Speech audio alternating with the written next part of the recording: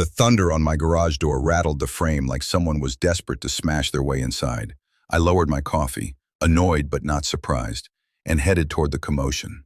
Through the small window, I spotted Karen Miller, the infamous HOA president, practically foaming at the mouth. She hollered about a stolen vehicle while her teenage son Chad, smug as an Instagram model, crossed his arms like a wannabe mob boss. "Open the door right now!" Karen screamed, her pitch high enough to pierce the metal.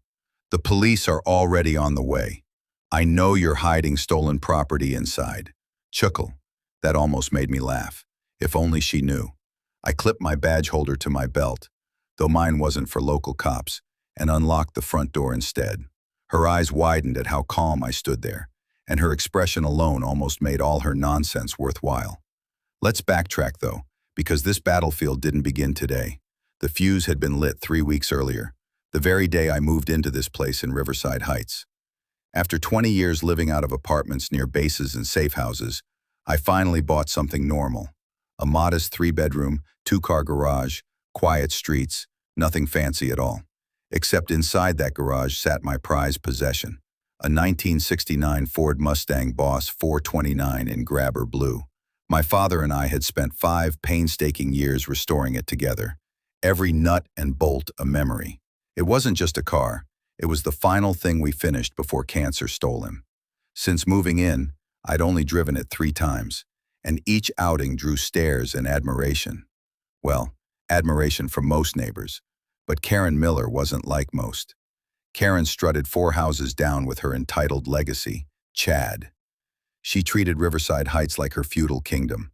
When we first met, she presented me with a 3-inch binder labeled HOA Guidelines and scolded my moving truck for staying parked 2 minutes over the allowance, hissing, "We run a tight ship around here," she hissed beneath her platinum hairdo, still perfect in 90-degree heat.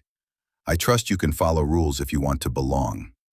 I smiled politely and said nothing about my career. I had spent enough years in counterintelligence to know staying hidden worked best in civilian life. Trouble began during week 2. I was polishing the chrome on my Mustang when Chad wandered up. Chad's face soured. "My dad pays serious HOA fees, man. Like a lot. That makes me basically part owner of the street.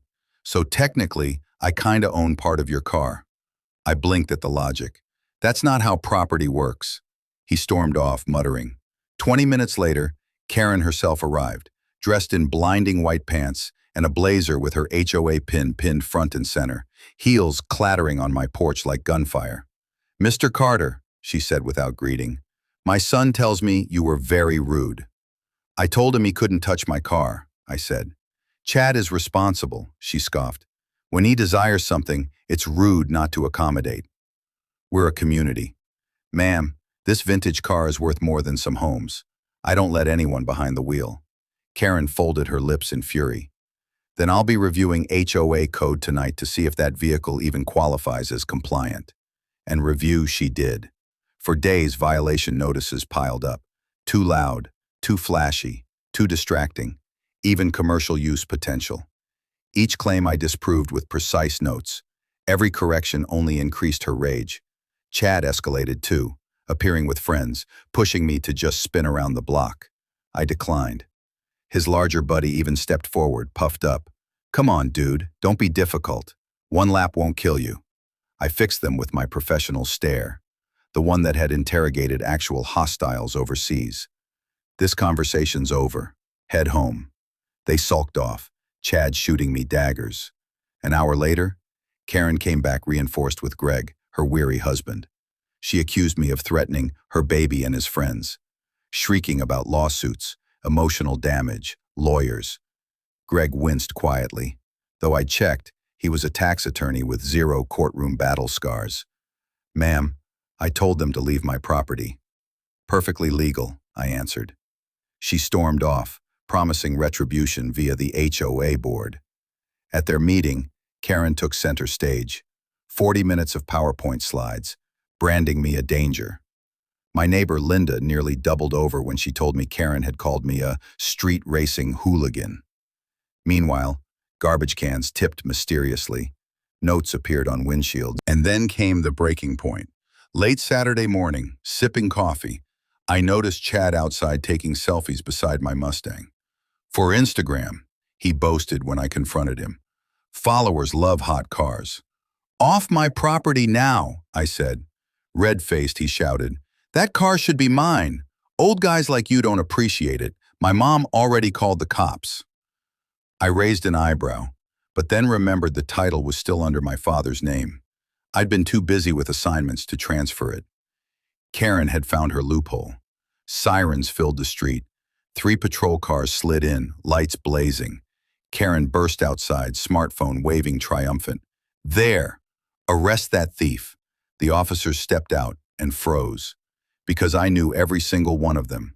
Martinez, Davidson, Thompson, even Rookie Patel. Sir, Agent Carter? Martinez stammered. Good morning, Martinez, I replied. Lovely day. Karen blinked rapidly. Agent? Ma'am, Davidson said, keeping professional. This man is not just a resident. He's CIA. The blood drained from Karen's face. Chad backed away, suddenly hypnotized by his shoes. Greg looked like his soul tried to escape. Karen, trembling, slapped excuses about registration and concerned citizen duties. I explained plainly. Car belonged to my father, who passed 6 months ago.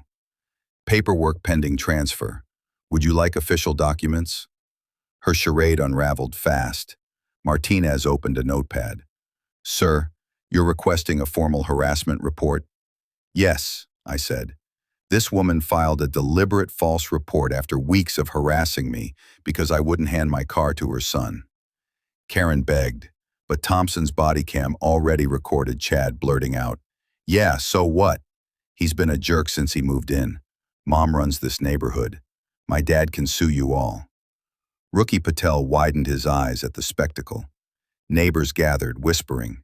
Cameras caught Karen cited for false police report and misuse of emergency services. Chad warned for trespassing and harassment. Karen shrieked about being an HOA leader, protecting the community. I looked her dead in the eye. You wasted city resources. The fallout was majestic. Body cam footage hit public records, spread online, and went viral.